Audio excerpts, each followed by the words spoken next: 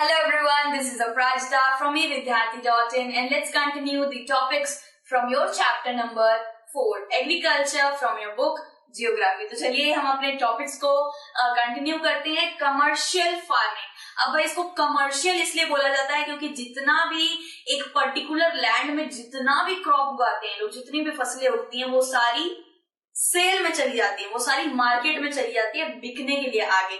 ठीक है, सो इसलिए इसको कमर्शियल फार्मिंग बोला जाता है. मतलब कि आप ऐसे समझ सकते हैं ये कैपिटा के लिए होती है. कैपिटा यानी कि सिर्फ और सिर्फ पैसों के लिए करी जाती है. अपने फसलें बेच देते हैं देन उसके बाद उसके बदले पैसे मिल जाते हैं. ठीक है, so crop and animals are reared for sale in the market with large area and capital. Obviously यहाँ पे ये बताया गया कि बहुत बड़ा सा लैंड होता है जिसके अंदर क्रॉप्स और एनिमल्स दोनों होते हैं. एनिमल्स भी काम करते हैं. क्रॉप्स को वो करा जाता है, क्या कहते हैं, प्लांट करा जाता है एंड देन उसका फसल खेती जो भी होता है हार्वेस्टिंग होता है. होने के बाद देन डायरेक्ट उसको पैक वैक करके बेच दिया जाता है और फिर उसके अच्छे खासे पैसे मिल जाते हैं. ठीक है, तो आपको याद रखना है ये बड़े लैंड में होता है और जितनी भी चीजें एक फार्मिंग के अंदर होती है इसमें सब यूज होती है. ठीक है, सो इसके एग्जांपल क्या क्या हो गए. ग्रेन्स हो गए. ग्रेन में ऑब्वियसली राइस आ गया, व्हीट आ गया, मिलेट आ गया, तो ये सारी चीजें आ गई. Plantation, mixed farming. अच्छा, तो कमर्शियल फार्मिंग के भी भाई दो भाई बहन आपको याद रखना है. कमर्शियल फार्मिंग का पहला भाई है प्लांटेशन एंड दूसरा भाई है मिक्स्ड फार्मिंग. सो ये हम आगे करेंगे प्लांटेशन एंड मिक्स्ड फार्मिंग. अभी हम कमर्शियल को समझ लेते हैं कि ये क्या होता है. ठीक है, so in commercial grain farming crops are grown for commercial purpose. I यानी कि that is wheat, maize are common. Wheat, maize, rice. जो आप सच बताइए, आप रोटी सब्जी सबसे ज्यादा खाते हैं, चावल दाल सबसे ज्यादा खाते हैं. तो ऑब्वियसली आप किसी भी हिंदुस्तानी के घर में देख लीजिए, चावल रोटी के लिए आटा भरपूर पड़ा रहेगा, पल्सेस भी रहेगा, जरूर रहेगा, बिकॉज ये ऐसी चीजें जो हम सबसे ज्यादा खाते हैं. ठीक है, so these are cash crop, बहुत ज्यादा पैसा लाती हैं. तो व्हीट और मेज जिसको सबसे बड़ा लैंड चाहिए होता है, छोटी छोटी सब्जियों जैसे लैंड पे तो नहीं कर सकते हैं, इतने छोटे छोटे लैंड में कितना ही व्हीट होगा, कितना ही चावल होगा. ठीक है, सो बड़े बड़े लैंड में इसकी खेती करी जाती है. So these are its examples. ठीक है, व्हीट, राइस, पल्सेस जो सबसे ज्यादा खाए जाते हैं वो बड़े लैंड में करे जाते हैं. फार्मिंग उनकी होती है. ठीक है, फिर क्या बात हो रही है यहाँ पे. फिर बात हो रही है भाई done in temperate grassland of north America, Europe, Asia with large areas. अब आप सोच रहे हैं भाई ये तो इंडिया में भी होता है. तो यहाँ पे तो देखिए एशिया है ना, तो एशिया में इंडिया भी आ जाता है, एशिया में चाइना भी आ जाता है. ठीक है, सो एशिया है, यूरोप है और लार्ज एरिया, बहुत बड़े बड़े एरिया में होता है. अमेरिका भी आ जाता है भाई, अमेरिका में भी बहुत एग्रीकल्चर होता है भाई, और चाइना में भी होता है. चाइना में तो बहुत चावल खाया जाता है. ठीक है, सो टेम्परेट ग्रासलैंड्स में होता है, मतलब कि टेम्परेट यानी कि अच्छा खासा टेम्परेचर होता है. टेम्परेट एंड ग्रासलैंड्स, वहां पे काफी ज्यादा अच्छी वेजिटेशन होती है, फसल बहुत अच्छी होती है. ठीक है, सो हमने पता कर लिया कमर्शियल क्या होता है. बेसिकली जितना भी लैंड के ऊपर खेती करी जाती है वो डायरेक्ट सेल में चली जाती है, डायरेक्ट उसको बेच दिया जाता है. This is called commercial farming. ठीक है, अब कमर्शियल फार्मिंग देखिए, लैंड कितनी बड़ी लैंड है, ये बहुत बड़ी बड़ी लैंड यूज होती है, बड़ी बड़ी मशीनरीज यूज होती हैं और भाई टेक्नोलॉजी भी बड़ी जबरदस्त यूज होती है. आप देखिए यहाँ पे स्प्रिंकलर्स लगा रखे हैं और सीपेज, अच्छा सीपेज रखते हैं. इरिगेशन फैसिलिटीज भाई बहुत कमाल की होती है. प्लाउइंग टेक्निक भी बहुत कमाल की होती है. प्लाउइंग क्या होता है, प्लाउइंग ट्रेडिशन में देखें तो आप दो बैलों को लगा के जोतना पड़ रहा होता है, लेकिन इधर क्या होता है, इधर मशीन सब कुछ कर रही है. हार्वेस्टिंग भी लोगों को पहले ट्रेडिशनल फार्मिंग में भाई हाथ से निकालनी पड़ती थी, बड़ा टाइम जाता था, लेकिन ये मशीन से हो जाता है. तो जितना भी मशीन्स लगती हैं, जितना भी इनपुट महंगा जितना भी चीजें ना, सब इसके अंदर लगता है. क्योंकि ऑब्वियसली लैंड बड़े लैंड के लिए हो रहा है, बहुत सारे लोगों को खाना पहुंचाने के लिए हो रहा है और बहुत सारे पैसे कमाने के लिए हो रहा है, तो मशीन तो अच्छी लगाएंगे ही ना. ठीक है, सो कमर्शियल फार्मिंग हमने कर लिया.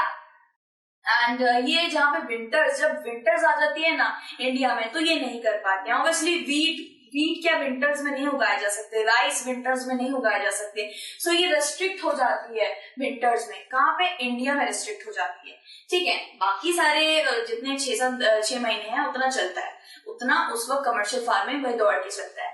फिर इसका एक और भाई हम कर लेते हैं. कितने भाई बहन थे, 2 थे ना, मिक्स थे और एक था प्लांटेशन. किसका? कमर्शियल फार्मिंग के दो भाई बहन है, मिक्स एंड प्लांटेशन। तो चलिए मिक्स कर लेते हैं। The land is use for different purpose in one time. एक ही टाइम पे अलग अलग पर्पस के लिए यूज होता है। बेसिकली मिक्स्ड फार्मिंग में आपको लग रहा होगा कि अलग अलग मिक्स्ड वेजिटेबल उगते होंगे, मिक्स्ड फ्रूट उगते होंगे। ऐसा नहीं, मिक्स्ड फार्मिंग में वेजिटेबल क्रॉप सब कुछ उगता है, साथ ही साथ एनिमल्स भी रहते हैं। एनिमल का भी रियरिंग चल रहा होता है, लाइफ स्टॉक चल रहा होता है, एनिमल भी इन्वॉल्व रहते हैं। ठीक है, हमने देखा होगा एनिमल्स भी इन्वॉल्व रहते हैं जिस फार्मिंग के अंदर, उसको कहेंगे मिक्स्ड फार्मिंग। ठीक है, फिर क्या आ जाता है? Food, fodder, animal rearing practice in New Zealand. तो न्यूजीलैंड में होता है, यूएसए में होता है, यूरोप, ऑस्ट्रेलिया में भी होता है, अफ्रीका में भी होता है। मिक्स्ड फार्मिंग वही है जिसके अंदर एनिमल्स भी आ जाते हैं, साथ ही साथ उसमें खेती भी हो रही होती है। एनिमल भी बहुत तरीके से हेल्प करते हैं। ठीक है, सो फॉडर समझ लीजिए आप, लकड़ियां हो गई, लकड़ियों को एनिमल की बैक पे रख सकते हैं। एनिमल्स भी हर जगह काफी काम आ सकते हैं। बेसिकली जितने भी एनिमल्स होते हैं उनको खाना वाना भी चाहिए होता है, घास वास खानी होती है, तो वो अपनी ही लैंड पे चरा भी लेते हैं घास को। तो एक लैंड, बड़ी सी लैंड के अंदर थोड़ा सा क्रॉप का भी काम चल रहा होता है। आप देखिए यहाँ पे ये जितना भी एरिया है यहाँ पे क्रॉपिंग चल रही है, और बाकी जितना भी बड़े बड़े घास वास है, फूल वूल है, वो सब एनिमल्स भी खा रहे हैं। तो एनिमल्स का पेट भी भर रहा है, एनिमल्स बाद में हमें दूध भी देंगे, और क्रॉप का भी पीछे काम चल रहा है। तो एक लैंड जिसपे दो दो काम हो रहे हैं, एनिमल्स का भी एंड क्रॉपिंग भी चल रहा है, उसको कहेंगे मिक्स्ड फार्मिंग। ठीक है, सो उसके बाद हमारा ये भाई सेकंड भाई आ गया। सेकंड भाई है ये प्लांटेशन। प्लांटेशन बेसिकली क्या होता है? एक प्लांटेशन करनी होती है, एक पर्टिकुलर एक लैंड के अंदर सिर्फ एक ही क्रॉप उगाया जा सकता है, उसी को कहते हैं प्लांटेशन। अब आपने देखा होगा भाई बनाना प्लांटेशन ये है, आपने देखा होगा ग्रेप्स का प्लांटेशन होता है। सो वहां पर सिर्फ एक ही क्रॉप उगाया जा सकता है।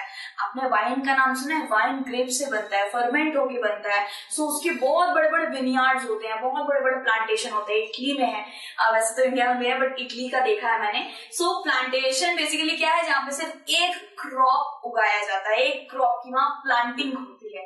ठीक है, so single crop is grown, that is rubber, tea, coffee, banana. अरे आपने कॉफी की एड देखी है क्या? कॉफी के अंदर प्लांटेशन होते हैं ना, छोटी छोटी बेरी दिखती है लाल लाल कलर की, देन उसको कॉफी बनाया जाता है। सो उसकी भी प्लांटेशन होती है, टी की प्लांटेशन होती है, कॉफी की प्लांटेशन। आपने कभी भी टी के बागान देखे हैं क्या? टी के बागान के पास आपको कोई भी क्रॉप दिख रहा होता है? कुछ भी, समझ लीजिए बीट उग रहा है, राइस उग रहा है, कभी भी देखा है? नहीं।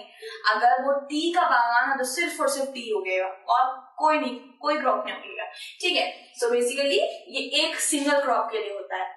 फिर प्रोड्यूस क्रॉप में be processed in near by factories. अगर जहां भी प्लांटेशन होगा उसके 1 या 2 किलोमीटर की दूरी पे फैक्ट्री भी होगा, क्योंकि जितना भी प्लांटेशन से आ रहा होता है चीजें, जितना भी प्रोड्यूस आ रहा होता है वो डायरेक्ट फैक्ट्री में जाता है, देन मैन्युफैक्चर हो जाता है। ठीक है, फिर आता है major plantations of rubber in Malaysia. Rubber कहाँ देखा है हमने? भाई रबर मलेशिया में बहुत होता है। टी कहाँ होता है? टी इंडिया में भाई हमारे चाय के जो बागान है दार्जिलिंग असम में बहुत अच्छी अच्छी चाय मिलती है, ग्रीन टी भी उगती है वहां पे।